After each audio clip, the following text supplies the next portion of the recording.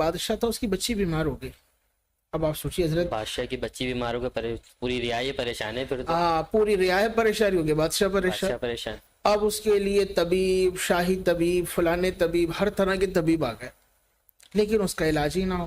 तो बहरहाल ढंडोरा पीटा गया। ढंडोरे से मुराद यानी निदा कर रहा है मुनादी कि भाई बादशाह की बच्ची बीमार है, इसके इलाज के लिए कोई सलाहियत रखता है तो वो आए। तो हुआ ये कि अक्सर लोग आए और नाकाम होकर लौटे। बादशाह भी थक गया।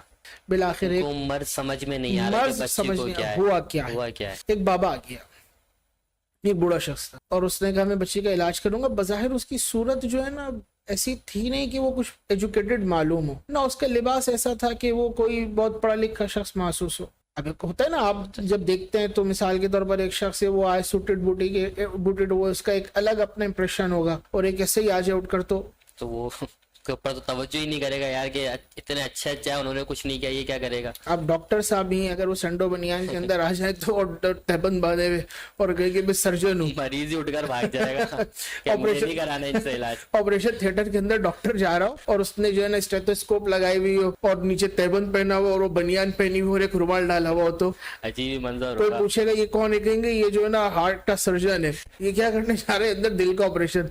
कहेंगे भाई ये बखरों का तो हो सकता है कोई कसाई, लेकिन यहाँ पे सर्जन कहाँ से हो गया। इस तरह होगा, गेटअप देखकर Get up लोग देखकर। जज कर रहे होते हैं। तो वो भी बजाय ऐसा ही था।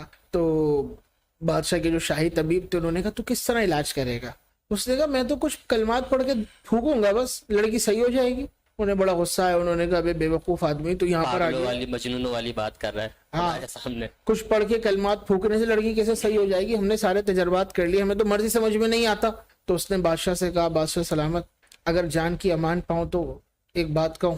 बादशाह ने कहा हाँ। ये जो आपका शाही तबीब है ना, ये दुनिया का निकम्मा तरीन आदमी है।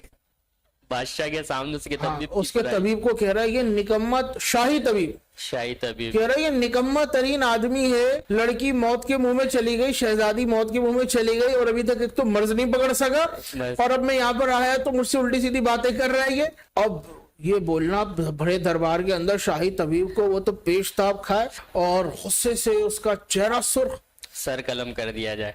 बादशाह की तरफ देख कर का बादशाह सलामत, मेरी सलाहियत तो वो है कि बाहर दूसरी रियासतों से मेरे लिए बुलावे आते हैं, लेकिन हजरत मैंने अपने आप को खादिम ने अपनी सल्तनत के लिए वफ़ कर रखा है। फिर उसने कहा इसको आप पकड़ लें, ये कोई मुझे साजिशी अनासिर में से कोई फर्द रखता है कि इसको मेरे खिलाफ भेजा गया है, मेरी गद्दी छीनना चाहता है। हाँ।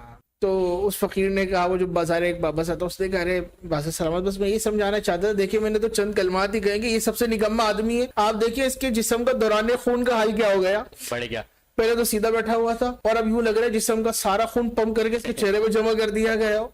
अब तबीब को बात समझ में आई कि वाकई ये चंद कलिमात तो हैं कि जिसकी वजह से मेरी ये हालत हो गई। तो उसने वो ये कहना था कि मैं कुछ कलिमात फूकूंगा लड़की के ऊपर और उससे तबीयत तब्दील हो जाएगी। बहरहाल ये एक वाकया था, समझने के लिए है।